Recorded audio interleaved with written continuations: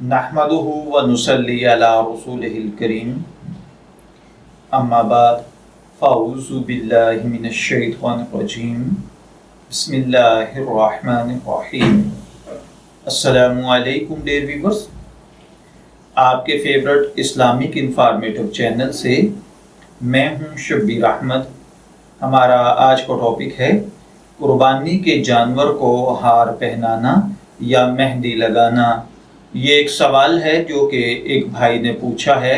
वो कहते हैं कि कुर्बानी के जानवर को हार पहनाना या मेहंदी लगाना कैसा है, यानी शरई तौर पर ये जायज़ है या नाजायज़ है। तो देखिए भाइयों और बहनों, याद रखिए, तफाखर के लिए, गुरूर और फ़ख्र के लिए जानवर के गले के अंदर घंटी बांधना, हार पहनाना ये जायज़ नहीं है। अलबत्ता अगर नमूद व नुमाइश और तफाखर या तकब्बर मकसूद ना हो तो बग़ैर घंटी वाला हार कुर्बानी के जानवर को पहनाया जा सकता है।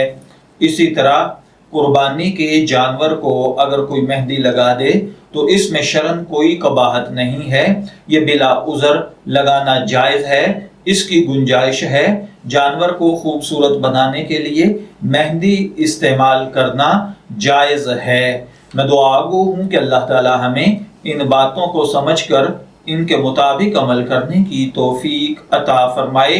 शब्बीर अहमद को इजाज़त दीजिए, फिर हाजिर होंगे किसी नए टॉपिक के साथ। तब तक के लिए अल्लाह हाफिज़।